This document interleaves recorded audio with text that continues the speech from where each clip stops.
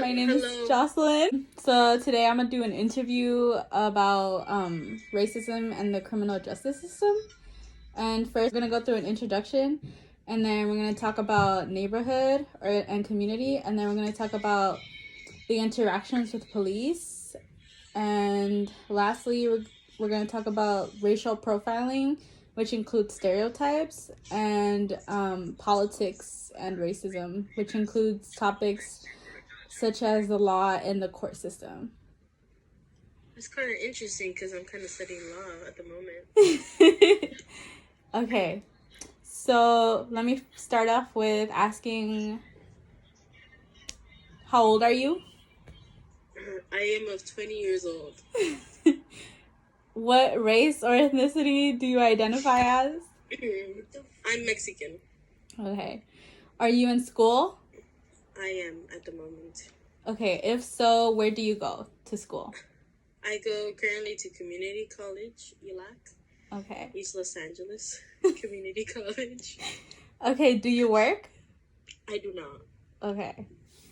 Okay, next we're gonna go on to talking about neighborhood and communities. So what neighborhood / city do you live in?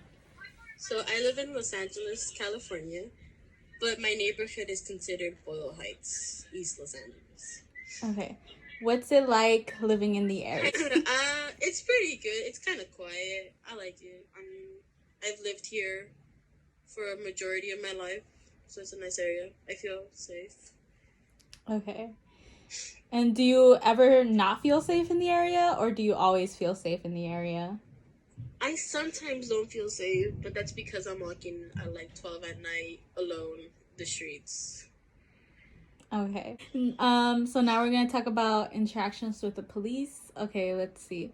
First question is, tell me about any interactions you've had with the police and or anyone who was in the law enforcement. So one of the most memorable interactions I had with law enforcement type was while crossing the border. I had to cross the border to get home because I was in the Mexican border, crossing over to America. And since I am American born, I obviously have my United States passport. But for some apparent reason, this particular day, it was I don't know, the spirits were weird. Oh, I remember. It was a time where the workers weren't getting paid in the It was when border control and police enforcement were being told to work without much pay or no pay at all, because it was when the government shut down. So I think spirits were very low. People were cranky, or they tried to get out. Well, as soon as I entered to get inside to cross, they asked for my ID.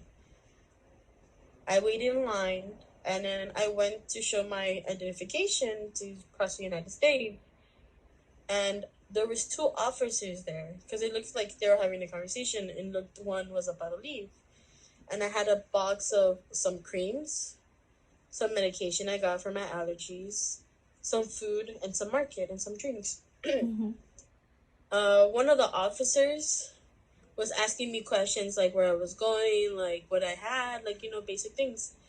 While the other one jumped in and tried to intimidate me by telling me that if I'm crossing above a certain amount of items, I have to pay taxes. I have to go through another channel that includes importation, that includes paying fines if it's not approved. And they told me that if it was 6 items or more, I have to go to different channels. But if it's 6 items or less, I could cross it. It's a common known fact. No more than 6 items, because that's considered more wholesale, or like selling it to a general public, even if it's for you. Because I know that some people stock up on things like 5 or 6 items, so they don't have to like come often to get something they need from across the border. Mm-hmm. But I think this particular day, since it was like the lockdown with the government, there was no payment. I guess it was okay for them to think it was like this. And I kind of got really agitated. I was like, you know what? I understand. You know, the funny part was one was African American and one was American. And it was kind of weird because, well, I was born in the United States, but I consider myself Mexican because of my background. But a lot of people don't know what ethnicity I am sometimes because of how I look like. So I guess they think either A, I'm a Mexican who doesn't know, or B, I'm a completely different race who, like, you know, is like dealing with things newly or whatever. But it's kind of funny, but they ended up getting me annoyed and I felt intimidated. So, and I crossed. And I had to like put my backpack and my box and my phone in the conveyor belt so they could x-ray it. Well, when I crossed the other side and tried to get my things, I got stopped by another officer asking me what I was taking, where I was going, and what was I doing, like, and I was really confused. I was like, I just crossed and I got interviewed by two other officers. I don't get why you're interviewed. Like, I didn't tell him that, but I was like thinking at the moment. The problem was that it was a South America race officer. So he had the heavy Spanish accent. And I was talking to him in Spanish. And when he saw that I was talking to him in Spanish, his demeanor changed. But before that, he seemed kind of on guard, kind of hostile towards me. And even talking to him, even in his, like, you know, language that he knew, he even seemed hostile towards me. Well, at the end of the day, he ended up just taping up my box and telling me, well, just in case you get problems. But I mean, it didn't really help me because I got I had like 3 different hostile people trying to, one of them tried to intimidate me, like 2 of them tried to intimidate me. And then one was being like completely hostile towards me for like a good moment until like I actually talked to him more. So I mean, it was one of the most impactful interactions I had. I mean, I've had others, but that one like really stuck with me for a very long time. I think it is gonna stick with me for a very long time. Another question is, have you ever been pulled over by the police? I have not. Okay. Not as recently. Okay. Have you been with someone who has been pulled over, like in the same car, by the police? Not pulled over. Do you know the checkpoints? Uh-huh. It was just a checkpoint. Okay. At that point. Okay. Have you ever gotten a ticket, or has anyone that you were driving with gotten a ticket before? No. Most of the people I hang out with are pretty safe drivers. Okay. Okay, so we're gonna go back. I'm gonna change the questions a bit to fit your situation or like your experience. So, did you feel like you were being targeted at that moment during your experience because of your race or ethnicity? I did. Because, well, it's a very hostile area, you know, in general. Like, a lot of people think that, I assume the officers, like, dealt with a lot of cases of, like, people trying to, you know, do things illegally or whatever. But, I mean, I guess most people that try to cross through that area are trying to get visas, too. And to have, like, a team pretty much pass by your area with like food and things, and then you say you're American, I think it puts people on edge because, you know, they don't know if it's legitimate or not. But you get targeted a lot and you get questioned a lot just crossing the border. Especially if like you look a little bit like, if you're like a fair skin and you look, personally I have fair skin and I have like my eyes are a little bit rasgados. I don't know how to say it in English. But because I look very unusual and I speak English and I speak Spanish, it confuses or like I guess bothers people that I have such a weird mix. And it do sometimes questioned a lot, like where I'm from or why I'm doing things, which is kind of weird. But yeah, I do feel like I was. Okay. And do you mind saying, explaining like what kind of emotions you were feeling during the time? Like, let's say during the time of the investigation and after being investigated and being let go of? Okay, so I was really tired. At that point, it was like 10 in the morning. You're in the hot sun. You're just trying to go back home. And since you're being stopped for an extended period of time to be like answering questions and being questioned like more than a few times, like it wasn't like a good experience. I was tired, I was annoyed, I was kind of already like hungry, so also I wasn't like in the highest of spirits, but you know, like I don't think they were either, but I mean, I don't think that was a specific reason for me to be in such a situation, you know?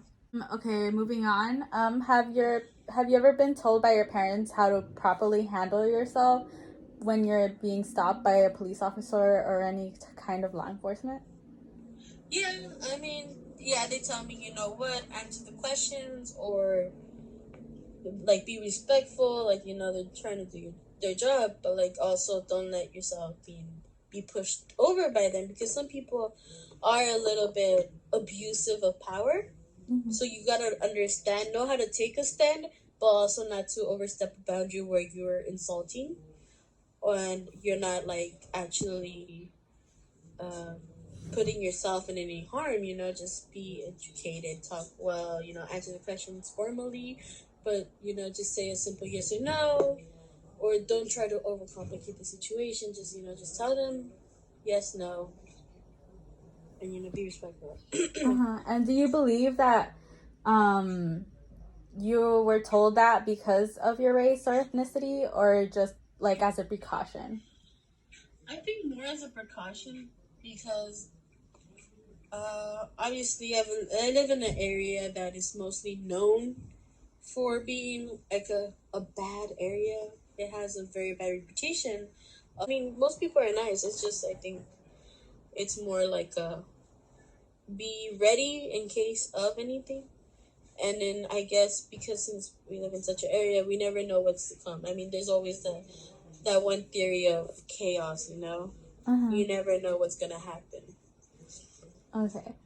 And have you ever been approached on the street by a police officer, like while you were walking or anything like that? Uh, Not walking, more like waiting at a bus stop and like being asked if everything's okay, or just like getting flashed by the lights, by their Uh-huh. flashlights randomly, you know, pulling up and getting flashed. But I mean, Okay. it does make you feel kind of like on edge because it makes everything you're doing feel illegal because it makes you sound or look suspicious even though you're just like walking on the street. Uh-huh. And so do you feel like you have that it's more likely for you to be approached by a police officer at night than it would be during the day? Yes, I do Okay. feel like that is possible on my account. Okay, and why do you think that is? Do you think that it has to do anything with like your appearance or probably like again going back to like the race or ethnicity? I think it's more on how I dress. Okay. Because I remember a few times where even just like walking in my street, like it's like 10 at night, and I'm just like walking down the street or I'm just going for a little walk. I've seen like cops like slow down and like check out what I'm doing. And I'm just like wearing a hoodie and some sweats, and I get like, they get kind of like slow down, like trying to see what you're doing. Mm-hmm. And just, like, I'm not doing anything. I'm just walking. So I guess it's more how the appearance you dress that they seem like they are. I don't know, probably doing something bad or whatever. Uh-huh. I think it's more dependent on the area. I guess. Yeah. Okay. And how does that make you feel in like terms of like, oh, you're like people or like the police tend to like follow you based on like what you're wearing? It makes me feel on edge a lot because I mean, even if you're out doing nothing bad, it seems like you're doing something bad, and I don't think anybody's trying to feel like they're trying to do something bad when they're doing nothing wrong in general.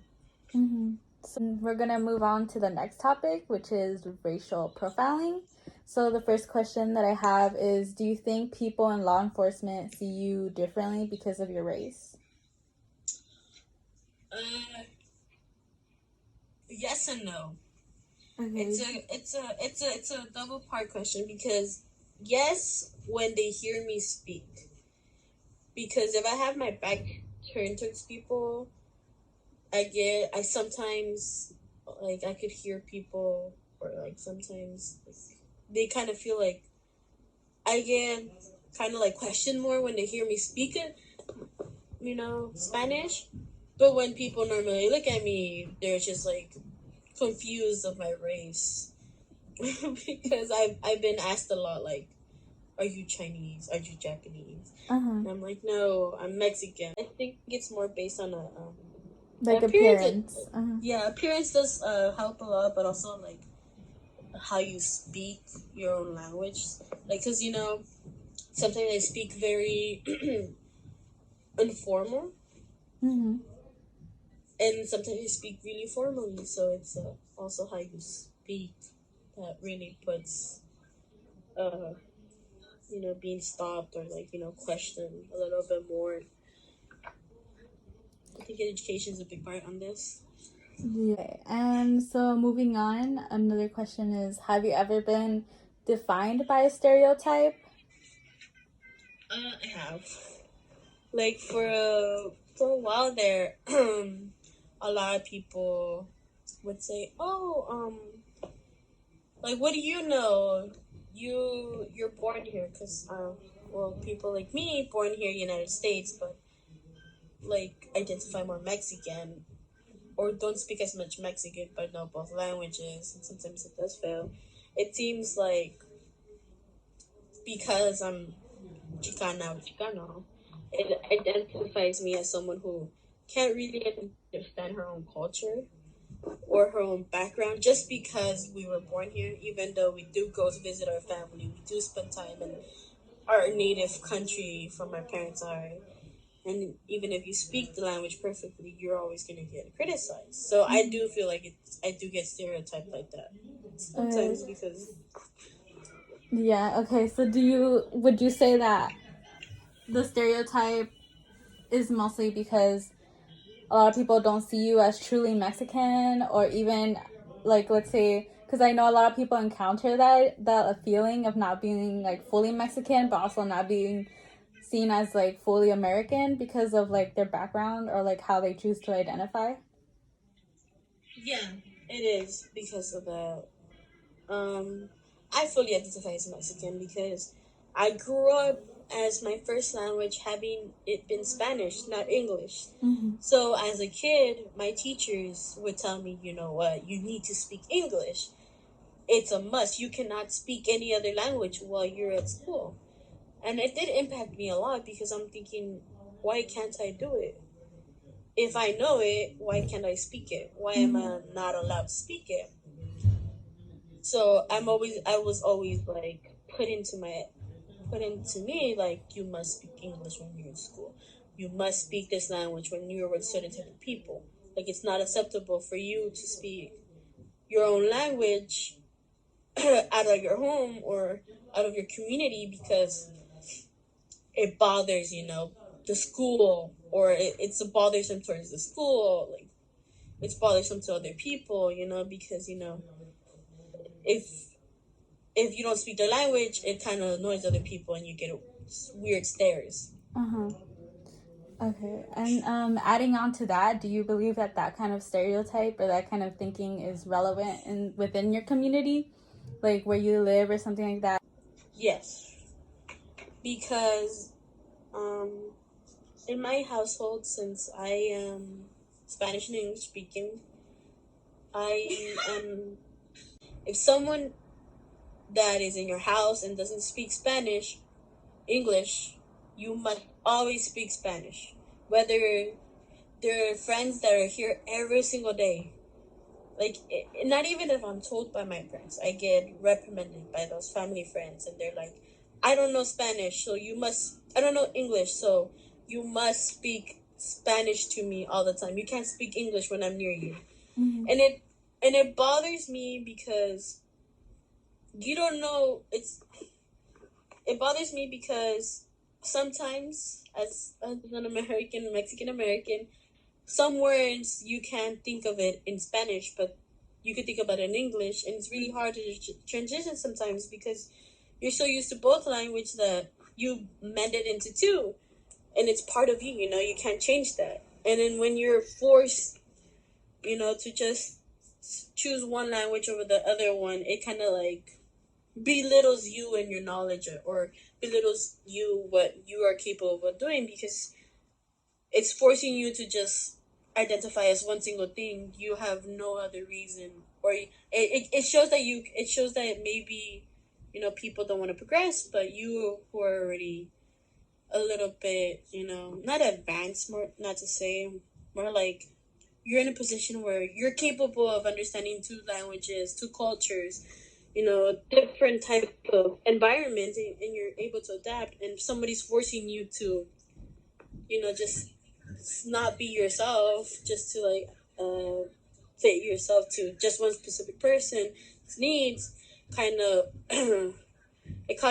it's bothersome.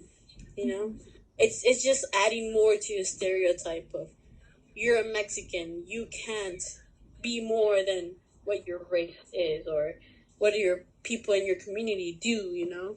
It's just adding more to this already big ball of like bad stigma, racist comments, racist stereotype, or stereotypical thing.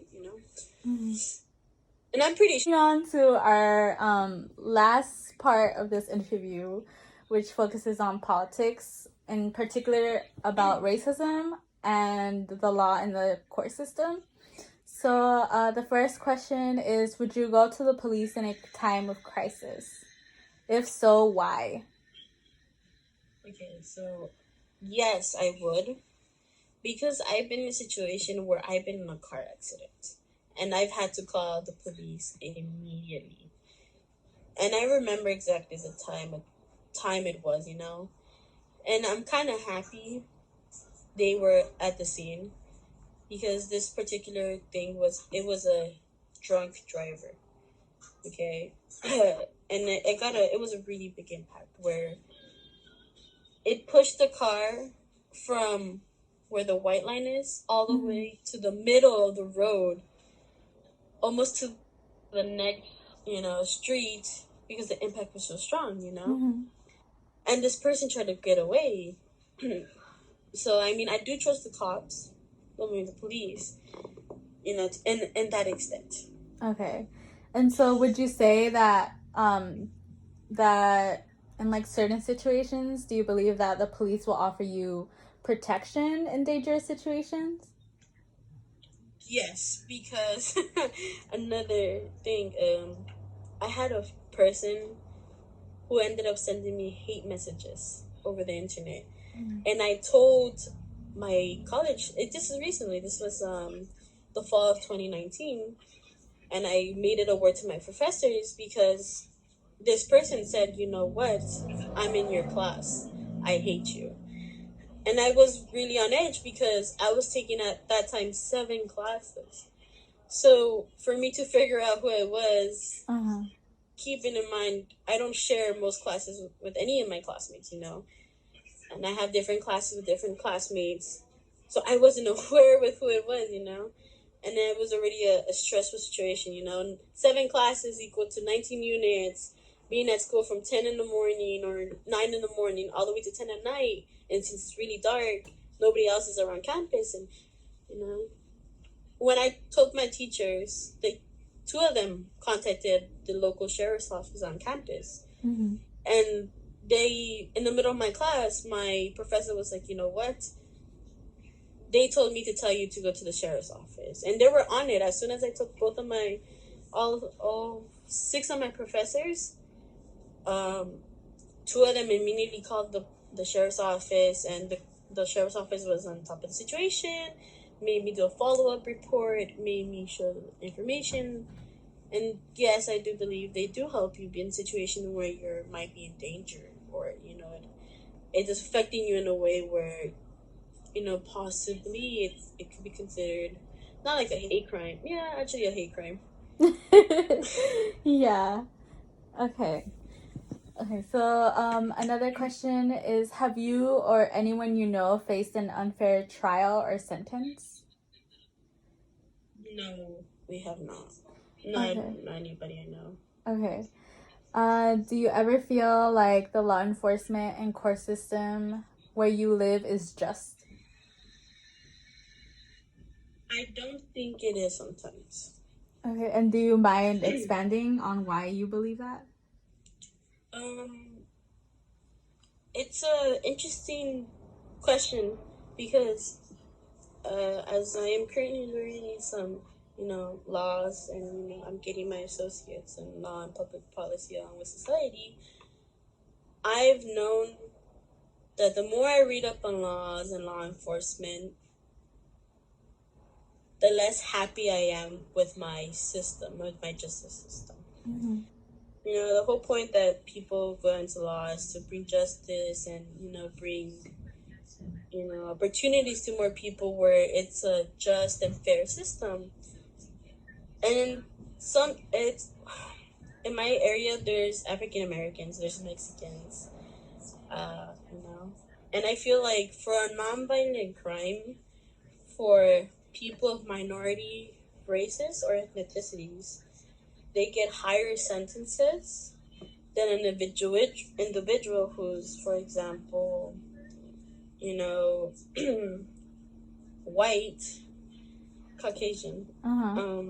are less likely to have a higher, sentence than someone who's a different ethnicity, who will have high fines, get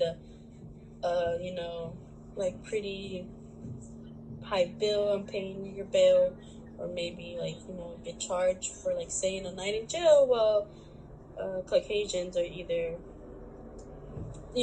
paying to force a small bail or like a small fee, do maybe some community service, but it's a lot easier on them than on us. Uh-huh.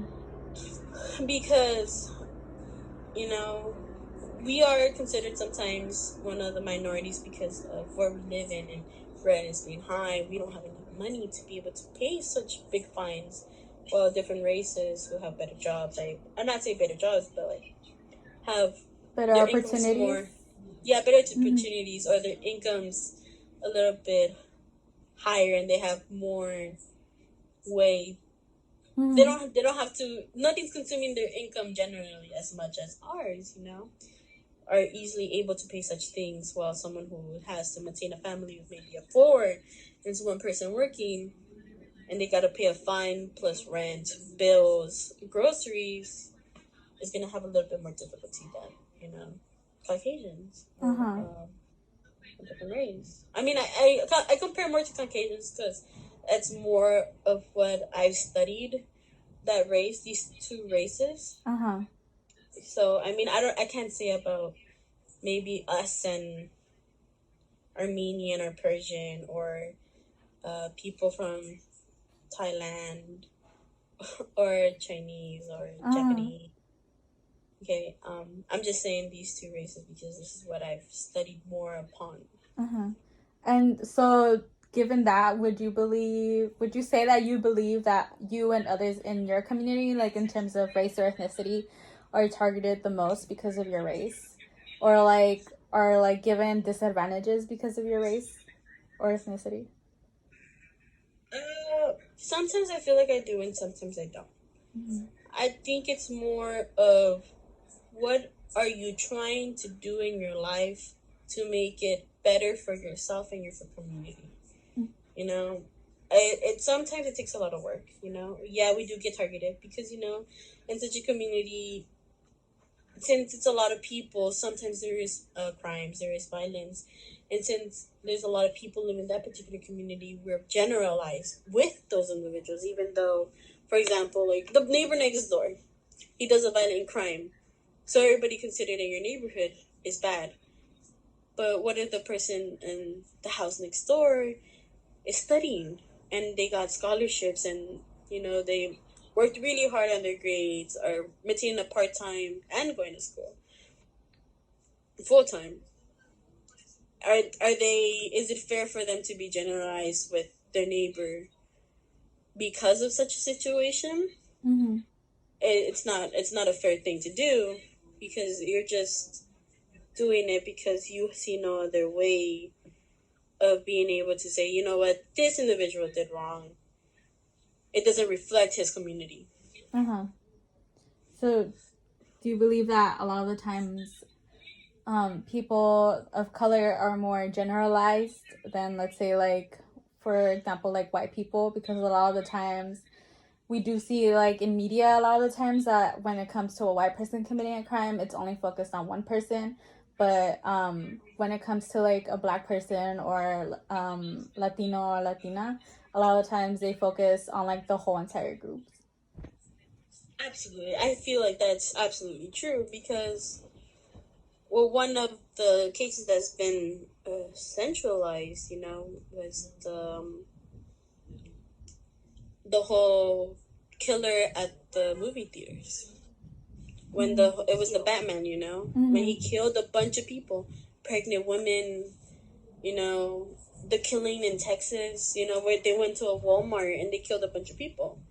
If you think about it, they centralized it where he's a lone wolf, And I've followed up with these things, and I noticed that they are mostly not really given very violent sentences like death or whatever. They're mostly given like a mentally insane sentence. They get to live their life in an institute. Well, normally, if like let's say an African American or a Mexican were to do that, they'll be like, oh, let's go to the death penalty right away. Let's give them a very strong crime or life in sentence. Not even given, maybe they are maybe probably giving them a fair trial, but you also got to keep in mind judges, when they make cases like this or they find on the verdict of this, it's pretty much them using their judgment and using the judgment of a judge who had a similar or an exact case as them to give the sentence. I don't think a lot of people know that. Or like, were you aware of that? No, I wasn't. Yeah, so when it's some cases, for example, like rape, murder, like very specific cases, like for example, you killed someone in self-defense, but it's being trialed as murder because it was a home invasion, or you were getting sexually assaulted, or you got sexually assaulted, and while you were getting sexually assaulted, you got violent. You didn't get violent, but you tried to defend yourself, and it ended up the person being killed. If there's a case like that in the system, in that specific area, a judge will look at that same case, see how the verdict it came out, and like what type of background the people had in the jury, like what was going on in the situation.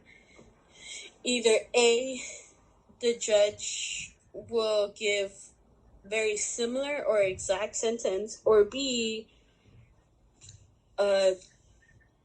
give a similar sentence but either add to it or take away something from the sentence. And this is very very true. So I think it's mostly, I guess, is more like generalization and how the person also thinks. I mean, this is a really good insightful thing for you to know. Yeah, okay, and finally our last sentence. What kinds of differences or changes do you want to see when it comes to law enforcement and the criminal justice system? Personally, I think when it comes to the criminal system, it's a flawed thing. Everything has its flaws. Our government, individuals, and I get it. But I guess the only way for you to change anything is for you to actively work your community, yourself and your community into changing, I'm not saying you must change yourself to mold somebody's expectation. I'm saying educate yourself, better yourself, become something that you know that you can radically, exponentially change, you know, in a way that you make a change in your system, and you can make a difference, you know. Maybe you could help individuals who are given terrible sentences or for a nonviolent crime, and say, you know what, this is not fair. How is it possible that this other individual is getting a much lower sentence than my client? Or, you know, join activism where there's like communities that want to help people, you know, help make policies, you know, lobby, you know, your congressperson, your representative, your assembly member. Go to city hall meetings, city council meetings, because those are given up everywhere, and be actively involved. Educate yourself. Know what you're getting yourself into, so you don't seem like you're unaware of what's going on. Obviously, everybody's aware what's going on, you know, in your own community, but how are you to, if you don't know enough, you can't comment it sometimes, because obviously nobody wants to sound like a fool, but like, you know, you want to make something, so educate yourself, be good, go to school, learn, try to learn from other people, like ask people about their experiences, because that really gives you different perspective into how different people have dealt with different things. Thank you. Yeah, thank you.